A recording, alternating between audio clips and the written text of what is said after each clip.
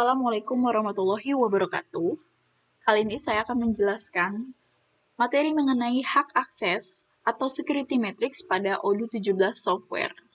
Sebelumnya, saya memperkenalkan diri terlebih dahulu. Nama saya Dendra Kamila Rashid dengan nomor CP202. Saya dari Universitas Pancasila jurusan akuntansi.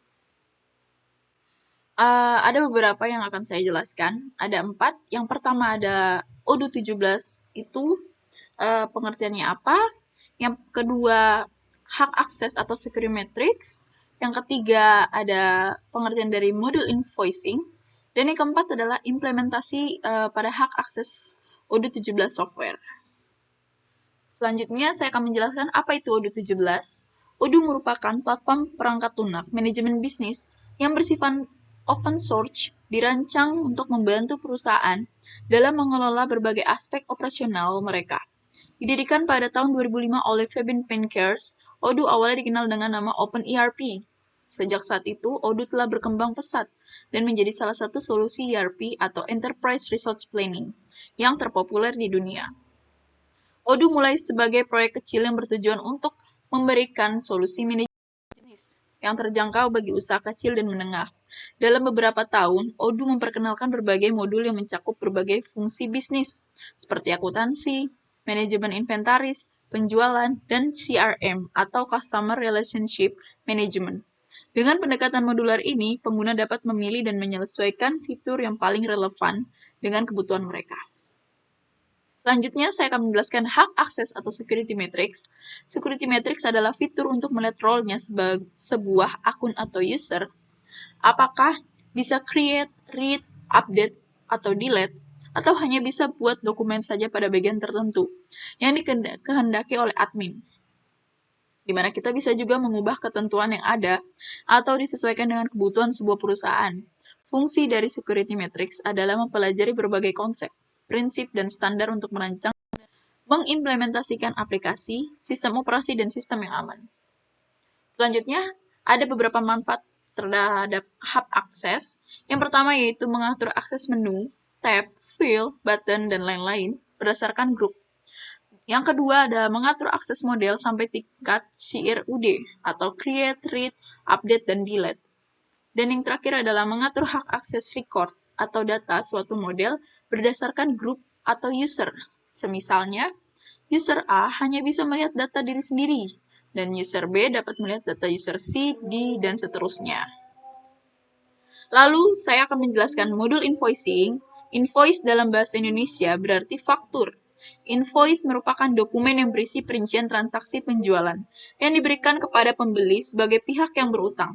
Karena itu, invoice penting dalam dunia bisnis, karena tidak terlepas dari fungsi utamanya sebagai bukti penagihan dan kelangsungan usaha. Sedangkan artinya invoicing adalah cara membuat invoice. Selanjutnya ini ada implementasi pada Odoo 17 software.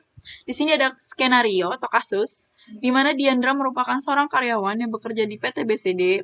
Diandra memiliki jabatan sebagai accounting manager, yang dimana dengan job stack yang berhubungan dengan merencanakan, mengarahkan, atau mengkoordinasikan, dan juga mengontrol mengenai invoice pada customer atau vendor. Nah, di sini ada table security matrix-nya, yang dimana ada beberapa modul purchase, sales, dan accounting finance. Di mana di sini ada role user, ada 5. Yang pertama ada accounting manager. Di modul purchase, sales, dan accounting finance, terdapat akses, yang dimana kalau di modul purchase, aksesnya sebagai read, di sales read, dan accounting and finance, accounting manager ini bisa mengakses yang namanya create, read, update, dan delete. Untuk accounting staff hanya di modul accounting and finance, hanya create dan read. Untuk finance staff, sama seperti accounting staff, hanya create dan read di pada modul accounting finance. Untuk invoice staff, di bagian purchase, sales, and accounting and finance, dia hanya read saja. Dan bagian admin, yaitu purchase, sales, accounting and finance, dia kesemuanya bisa di bagian create, read, update, dan delete. Nah, di sini ada beberapa table data import security matrix, yang dimana dari kelima role atau user ini, di sini ada namanya, terdiri dari Diandra, Didi, Dara, Aisyah, dan Peter. Di sini Diandra sebagai accounting manager, Didi sebagai accounting staff, Dara sebagai finance staff, Aisyah sebagai invoice staff, dan Peter sebagai admin. Di sini ada beberapa aspek customer. Ada 8 aspek. Yang pertama ada membuat faktur baru dan mengirimkannya via email. Yang kedua membuat credit notes dan pengelolaan. Yang ketiga pelacakan penggunaan credit notes terhadap faktur. Yang keempat mencatat semua jenis pembayaran. Yang kelima melihat status pembayaran dan mengaitkannya dengan faktur yang sesuai. Yang keenam menambah, mengedit dan menghapus produk. Mengatur harga kategori dan variasi produk. Yang ketujuh menyimpan data pelanggan. Yang kedelapan yaitu membuat faktur dari faktur yang ada, melakukan pelaporan ke instansi pajak dan melacak status pengajuan. Dari kedelapan aspek customer ini, untuk user dan administrator bisa mengaksesnya, dan tidak hanya user saja atau administrator saja, tapi keduanya semua bisa mengakses. Untuk selanjutnya ada aspek configuration, yang dimana ada 9. Yang pertama ada menentukan jangka waktu pembayaran dan diskon. Yang kedua mengkonfigurasi berbagai income dan menjelaskan tanggung jawab pengiriman. Yang ketiga menambahkan rekening bank untuk pembayaran. Yang keempat menambahkan pengaturan pajak yang dikenakan pada transaksi. Yang kelima menentukan jurnal untuk kategori transaksi tertentu. Yang keenam ada pengaturan mata uang yang digunakan dalam transaksi. Dan yang ketujuh menentukan aturan pajak dan syarat pembayaran yang berbeda. Yang kedelapan membuat dan mengelola kelompok jurnal. Dan yang terakhir adalah mengelompokkan beberapa pajak.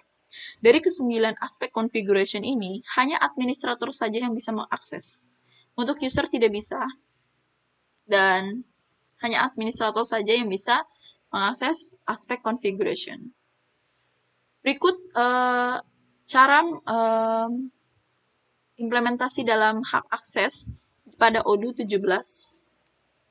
Baik, kita langsung saja masuk ke langkah-langkah hak akses pada ODU 17. Sebelumnya saya menggunakan ODU SOL, tetapi saat ini saya akan memakai ODU SOD karena ODU SOL saya tidak bisa dibuka atau bisa dipergunakan. Jadi sementara ini saya memakai ODU SOD dulu. Langsung saja kita masukkan emailnya, passwordnya, login. Nah, ini dia sudah masuk ke laman dashboard ODU. Langkah pertama yang harus kita lakukan adalah mengaktifkan developer mode terlebih dahulu. Kita klik menu discuss, kita cari menu settings, lalu kita cari bagian developer tools, dan kita klik activate the developer mode.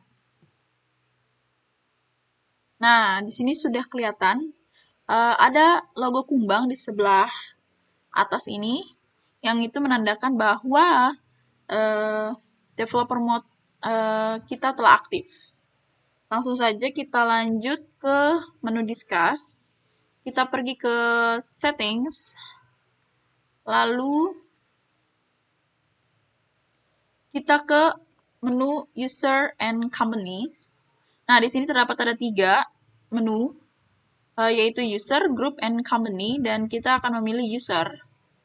Di sini kita akan men-set up hak akses pada role atau user yang telah tadi kita buat yang sebelumnya, yang ada 5 user, yaitu sebentar. Nah, di sini itu ada Diandra, Didi, Dara, Aisyah, dan Peter yang sebagai accounting manager, accounting staff, finance staff, invoice staff, dan admin. Nah, di sini saya sudah punya datanya. Jadi, sebenarnya kita bisa memasukkan satu persatu, tetapi itu makan waktu, dan kita bisa caranya dengan cara cepat, yaitu kita mengklik bagian setting sini, kita lalu klik import records, lalu kita upload file.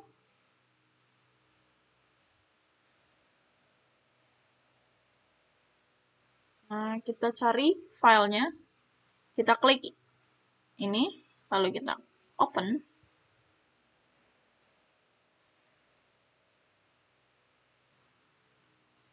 Nah, di sini sudah ada. Nah, di sini sudah ada tertera nama. Ada Diandra, Didi, Dara, Aisyah, dan Peter. Di sini juga ada loginnya. Dan di sini juga ada passwordnya. Dan di sini ada role-nya. Accounting Manager, Accounting Staff, Finance Staff, Finance Staff, dan Admin. Nah, sebelumnya kita akan mentes terlebih dahulu apakah datanya valid atau tidak. Kita klik tes.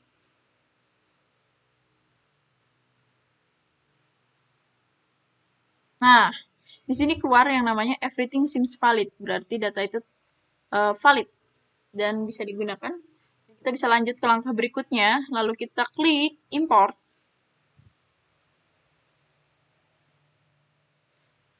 Nah, di sini sudah muncul data user yang tadi kita import. Jadi kita sebenarnya bisa satu-satu yang tadi saya sudah jelaskan. Dan ini tidak memakan waktu karena kita sudah mempunyai datanya dan kita bisa langsung saja import filenya. Nah, di sini sudah ada keterangan yang dimana never connect atau confirm. Nanti saya akan jelaskan di bagian terakhir kenapa statusnya bisa never connect atau confirm. Langsung saja di sini kita cari Diandra. Kita klik. Nah, di sini dia sebagai accounting manager. Nah, yang di sini di mana? Kita scroll ke bawah. Nah, di sini ada beberapa user types, yang di mana ada internal user, portal, dan public. Untuk internal user ini adalah dia merupakan memiliki akses penuh ke aplikasi Odoo. Misal kita pilih user types-nya internal user, berarti si Diandra ini bisa mengakses penuh ke aplikasi Odoo. Untuk portal, dia bisa menjadi pelanggan atau pemasok dengan akses hanya ke beberapa dokumen yang relevan. Kalau untuk public, user types ini hanya dapat mengakses situs web saja. Jadi untuk Diandra, kita mengklik user types-nya internal user saja ya. Lalu, di sini ada keterangan sales, service, accounting, inventory, manufacturing, marketing, dan lain-lain.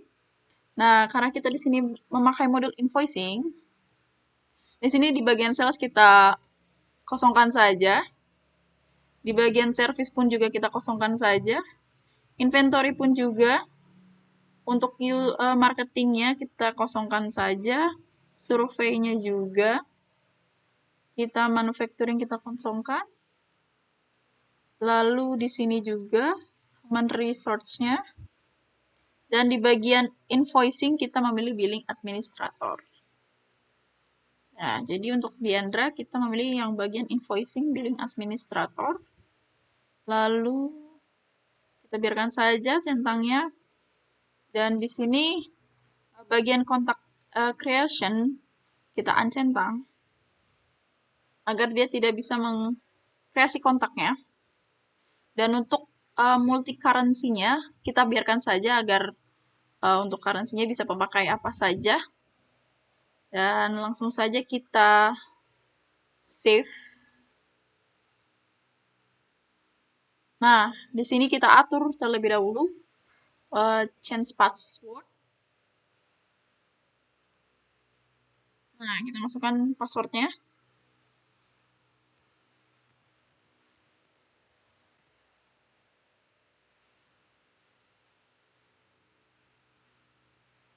Kita klik.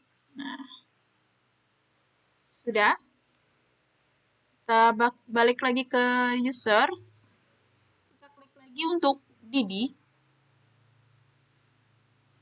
Nah, di sini ada sama seperti tampilannya seperti Diandra. Di sini ada preference juga.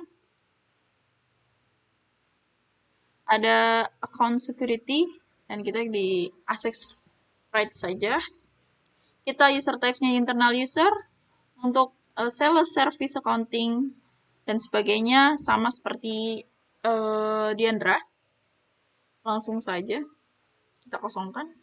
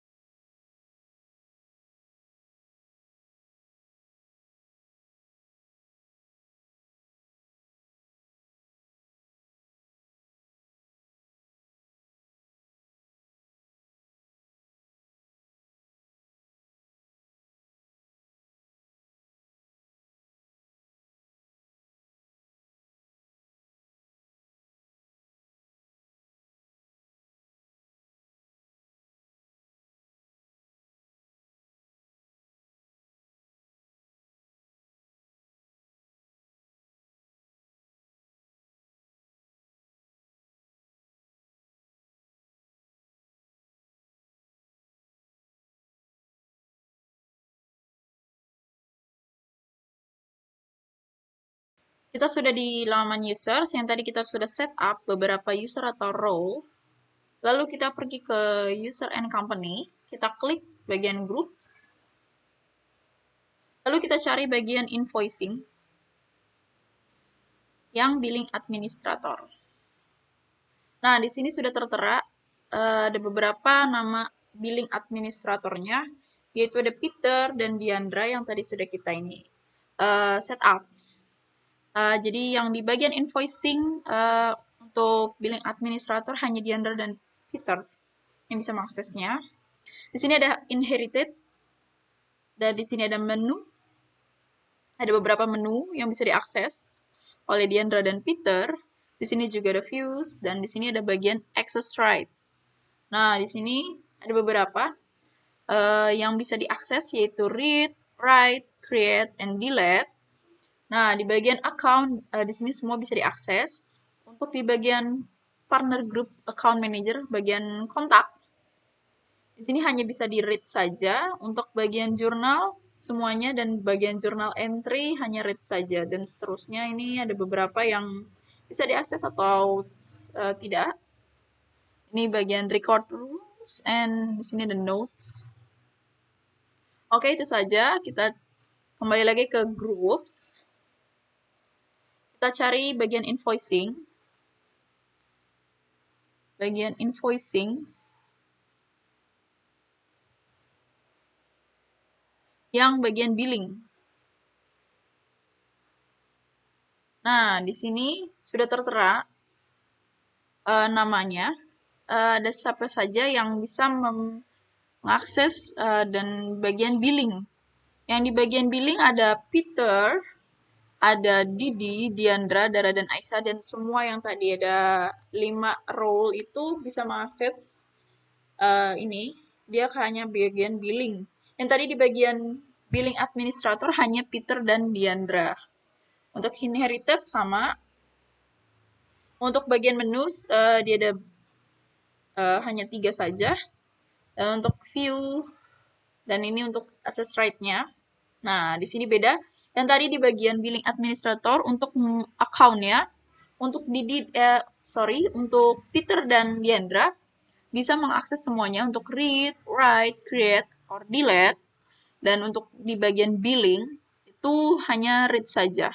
Dan untuk di bagian jurnal juga dia hanya read saja, hanya Diandra dan Peter yang bisa mengakses dan mengakses semuanya kayak seperti write, read, create, and delete.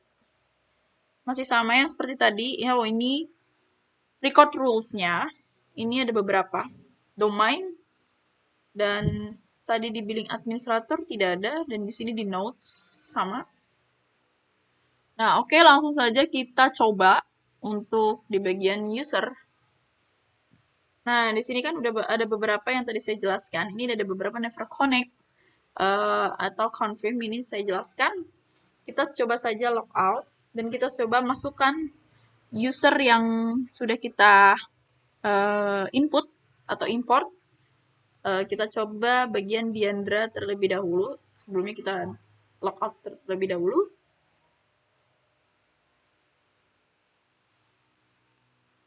Nah, di sini kita masukkan emailnya.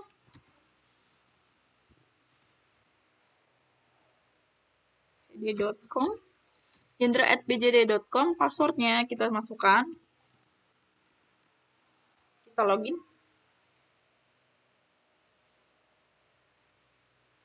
Nah, di sini bisa diakses ya untuk Diandra sebagai account manager. Lalu kita lanjut saja, kita lihat di menu discuss. Di sini dia hanya bisa melihat bagian invoicing, modul invoicing. Nah, kita lihat. Nah, untuk modul invoicing, di sini ada beberapa menu. Di sini ada bagian customer. Dia ada bagian invoice, credit notes, amount to settle, payment, product, customer. Or vendor juga bisa ada bill, refund, amount to settle, payment, bank account, product, and vendor. Untuk bagian reporting hanya invoice analyst. Bagian configuration untuk si Diandra ini bisa mengakses semuanya. Dan baik. Kita langsung saja untuk logout. Lalu kita coba untuk si Didi. Kita coba Didi sebagai accounting staff.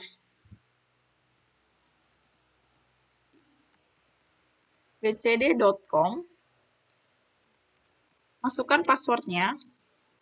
Kita login. Nah, di sini Didi sudah masuk. Berarti bisa. Dan kita lihat sama seperti Diandra, dia hanya bisa mengakses modul invoicing.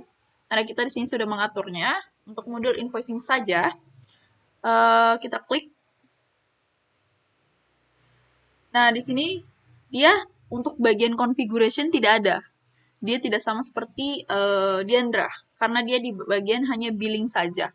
Untuk Diandra, dia bagian billing administrator. Jadi bisa mengakses menu configuration. Nah, di sini dia ada bagian customer, sama ya, seperti yang akun Diandra. Untuk vendors juga sama, untuk reporting juga sama. Kurang lebih seperti itu, dan kita log out. Kita coba login yang Peter at bcd.com. Passwordnya kita masukkan.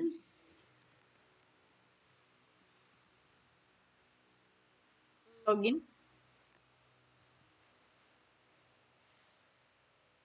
Saya coba untuk Peter, karena di sini Peter sama seperti Diandra, dia billing administrator. Apakah dia sama?